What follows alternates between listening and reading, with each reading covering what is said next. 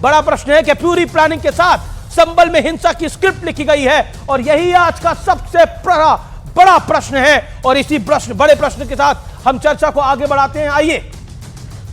लेकिन उससे पहले मेहमान कौन कौन से मेरे साथ राकेश त्रिपाठी जुड़ रहे हैं जो कि भारतीय जनता पार्टी के नेता प्रवक्ता हैं, मेरे साथ आनंद दुबे हैं जो कि प्रवक्ता है शिवसेना उबाटा के, मेरे साथ विष्णु शंकर जैन जुड़ेंगे हिंदू पक्ष के जो वकील हैं, मेरे साथ अनुराग भदौरिया हैं जो कि समाजवादी पार्टी के नेता हैं। इनकी पार्टी पे आरोप है कि इन्हीं के दो पक्ष भिड़े हैं, वहां पर तुर्क और पठानों की लड़ाई हुई है वहां पर। मलूक नागर है मेरे साथ, रालोद के महासचिव, पूर्व मेंबर ऑफ पार्लियामेंट है, पूर्व सांसद हैं, उनका भी अभिनंदन है। आप तमाम लोगों का स्वागत है इस चर्चा के अंदर। विवेक श्रीवास्तव भी हैं, लेकिन पहले बहुत बड़ा एक्सपोजे, बहुत बड़ा वीडियो मेरे पास है संभल हिंसा पर आर पार का, यह बहुत बड़ा खुलासा है और सीसीटीवी तोड़ता दिख रहा है एक उपद्रवी। इसके दृश्य में आपको दिखाऊंगा, डंडे से सीसीटीवी तोड़ने का वीडियो है और यह वीडियो कैप्चर कैसे हुआ यह भी मैं बताता हूं। सबूत मिटाने के लिए सीसीटीवी को तोड़ा गया ड्रोन कैमरे से तस्वीरें सामने आई हैं। ये आप देखिए, ये तस्वीर आप देख सकते हैं, ये उपद्रवी है, ये सीसीटीवी एक एक करके तोड़ता जा रहा है, लेकिन इस जगह ड्रोन कैमरा था और उस ड्रोन कैमरे ने इसको कैप्चर किया है कैसे सीसीटीवी को तोड़ा गया है। ये दृश्यों में आप देख सकते हैं, उपद्रवी आए मस्जिद के 200 मीटर के दायरे में और किस तरह से खेल किया गया। आप नकाब देख सकते हैं, इस वीडियो को दोबारा प्ले करिए, नकाब देख सकते हैं, पहचानना मुश्किल है, नकाब पोश लोग आए और उन्होंने इतना उपद्रव किया। और क्या यह तुर्क और पठानों की लड़ाई है, समाजवादी पार्टी के भीतर की लड़ाई है, जैसा यूपी के एक मंत्री आरोप लगा रहे हैं? यह बहुत बड़ा मामला है क्या वाकई? और इसमें आरोपी सपा का सांसद आरोपी नंबर 1 है, सपा का विधायक आरोपी नंबर 2 बना है इस पूरे मामले के अंदर। यह वीडियो के अंदर आप देख सकते हैं, गिरिराज सिंह कह रहे हैं बांग्लादेश बनाने की कोशिश थी। यह किसकी सुनियोजित साजिश थी जिसने संभल में आग लगाने की कोशिश करी है? 700-800 लोग कहां से आए, नकाब पोश लोग कहां से आए, यह सवाल पूछा जाता है। यह तस्वीरें बहुत कुछ बोल रही हैं। मेरे साथ इस समय कई मेहमान जुड़ रहे हैं, उनका मैं रुख करता हूं। अनुराग भदौरिया, यह तुर्कों और पठानों की लड़ाई है जिस तरह से कहा जा रहा है, और सपा का सांसद आरोपी नंबर 1 और सपा का विधायक आरोपी नंबर 2।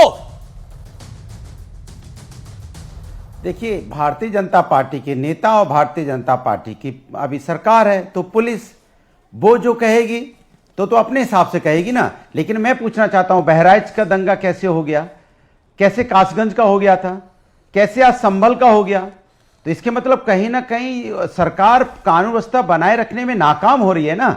एक जगह की बात नहीं है, लगातार होता चला जा रहा है। जब आपको पता है कि आप सर्वे कर रहे हैं, सेंसिटिव मामला है, तो आपने पूरे इलाके को सैनिटाइज क्यों नहीं किया? नाकाबंदी आपने बैरिकेटिंग क्यों नहीं की? क्यों नहीं आपने वहां देखा पत्थर हैं कि नहीं है, जैसा कहा जा रहा है? नहीं, देखिए अभी आप बोलिए, ये तो बीजेपी के लोग हैं, ये बीजेपी का सिस्टम है, सरकार है, पुलिस है। लेकिन एक बात बताइए, ये सीसीटीवी की जो फुटेज सामने आ रही है अनुराग भदौरिया, जो इस समय टेलीविजन स्क्रीन पर चल रही है, उसमें दंगाई नकाबपोश क्लियर कट सीसीटीवी कैमरा तोड़ते हुए दिख रहे हैं।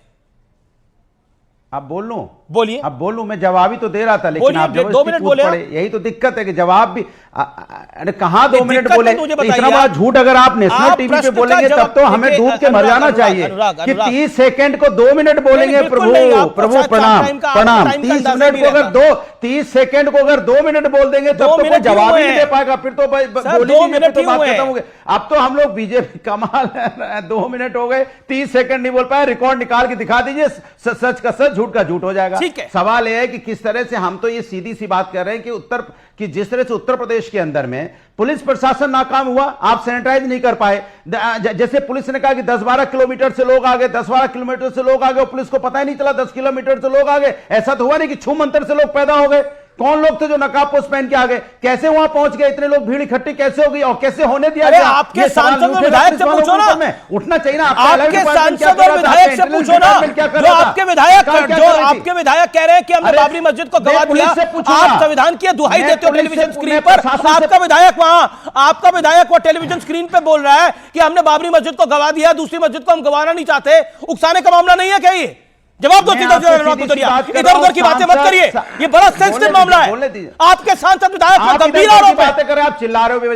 चिल्ला नहीं रहा, प्रश्न पूछा हूं आपसे, आप लोग प्रश्न का जवाब दीजिए, प्रश्न का जवाब दीजिए। इस संबल में आग लगाने के लिए क्यों उतरे थे आपके लोग, जो आरोप लग रहा है आपके ऊपर? हो गया हो नहीं गया, मजाक मत करिए ना भाई। अनुराग भदौरिया, अगर आप सीरियस नहीं है तो डिबेट से जाइए, लेकिन इतना बड़ा मामला हुआ है और आप मजाक के अंदाज में ले रहे हैं इसको।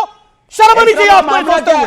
5 लोगों की जान, 4 लोगों की जान चली गई है, आपको मजाक लग रहा है? नहीं, जब मामला हुआ तो बोलने क्यों नहीं दे रहे? आपके लिए मजाक हो सकता है, आप कर रहे हो मजाक। समाजवादी पार्टी का नेता आके स्टूडियो के अंदर मजाक कर रहे हैं, बोलने नहीं दे रहे हो। शर्म आनी चाहिए इस बात के ऊपर। You should be ashamed. नहीं, बोलने नहीं दे रहे हो। मैं बोलना चाहता हूं, चीख रहे हो बेवजह। चीखने से समस्या का समाधान हो गया, बोलने से होगा। मैं बोलना चाहता हूं, बोलने नहीं देना चाहते। अनुराग जी, मेरे सवाल, मेरी बात को सुनिए इत्मीनान से। अनुराग जी, बड़ा सेंसिटिव मामला है, जो वीडियो प्रूफ हमने सामने रखे हैं वो बहुत कुछ कह रहे हैं। इसके अलावा आपका विधायक क्लियर कट कह रहा है कि हमने एक मस्जिद गवा दी, दूसरी हम गवाना नहीं चाहते। विधायक का बेटा क्लियर कट कह रहा है।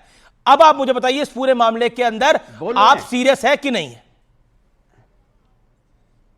इस पूरे मामले के अंदर कोई नॉन सीरियस है तो उत्तर प्रदेश की सरकार और पुलिस प्रशासन रहा है। एलआई डिपार्टमेंट उनकी क्या कर रहा था, इंटेलिजेंस डिपार्टमेंट क्या कर रहा था, खुफिया विभाग क्या कर रहा था, जो इतने लोग इकट्ठे हो गए। और सर्वे होता है, जब सर्वे हो रहा था उसके पहले आप इतने लोग इकट्ठे हो कैसे गए? सवाल तो यह हुआ ना। और 4 बच्चों की उसमें जान गई और उसमें गोलियां चली, पत्थर आ गए, गोली भी चल गई, पत्थर भी आ गए, आपको पता ही नहीं चला कि वहां कट्टे भी आ गए। कहां से आ गए कट्टे, किनके हाथ में कट्टे थे, कौन थे नकाबपोश जो वहां पहुंच गए अचानक? क्यों नहीं आपने उसमें कार्रवाई की पहले आपने ड्रोन कैमरे से सारा कुछ अगर देखा होता, सैनिटाइज किया होता, ड्रोन कैमरा आपको बता देता पूरे शहर का हाल क्या है। लेकिन आपका ड्रोन कैमरा क्या कर रहा था? क्यों नहीं आपने पहले ड्रोन कैमरा चलाया? क्यों नहीं आपको पता चला इतने पत्थर कहां से आ गए? छोटे-छोटे पत्थर हैं, इतने हजारों की संख्या में। You made your point. It's been 5 minutes. You are making your point. It's been more than 5 minutes, around 6 minutes. You made your point. Rakesh Tripathi, point ये है कि अगर सपा कह रही है कि हम तो सब सही हैं, सारी गलती सरकार की है, पुलिस की है। अनुराग भदौरिया कह रहे हैं कि पुलिस की नाकामी है, ये शासन की नाकामी है ये, और पुलिस पर गंभीर आरोप लगा रहे हैं रामगोपाल यादव, अखिलेश यादव और पूरी पार्टी, और साथ ही साथ अनुराग भदौरिया को भी पुलिस पर यकीन नहीं है। देखिए अमीश जी, एक बहुत पुराना मुहावरा है, उल्टा चोर कोतवाल को डांटे। यहां चोर करने वाले लोगों के साथ खड़े हो जाते हैं, दंगाइयों के साथ खड़े हो जाते हैं और पुलिस में दोष निकालने का काम कर रहे हैं। आज 26/11 की आपको याद दिला रहा हूं मैं। 26/11 में कसाब ने भारत पर हमला किया, मुंबई पर अटैक किया, तो दोषी कसाब नहीं था।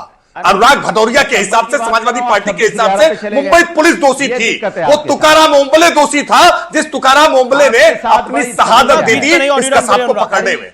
लेकिन ये अनुराग भदौरिया का तरीका है। ये अपराधियों के साथ, आतंकियों के साथ खड़े हो जाया करते हैं, ये समाजवादी पार्टी का तरीका है। लेकिन अमीश भाई, मैं विश्वास आपको बहुत बधाई दूंगा कि आपने इस सेंसिटिव मसले के एक एक करके तह का जो खुलासा किया है, जिन वीडियो फुटेज को आज देश के सामने रखा है, सब कुछ आर पार हो गया है, सब कुछ शीशे की तरफ साफ हो गया है कि कैसे एक बड़ी सुनियोजित साजिश थी और उत्तर प्रदेश की पुलिस ने बहुत बहादुरी के साथ, संयम के साथ, धैर्य के साथ इस साजिश को आज पूरी तरह से बेनतीजा, कामयाब नहीं होने दिया, उसको रोकने का काम किया।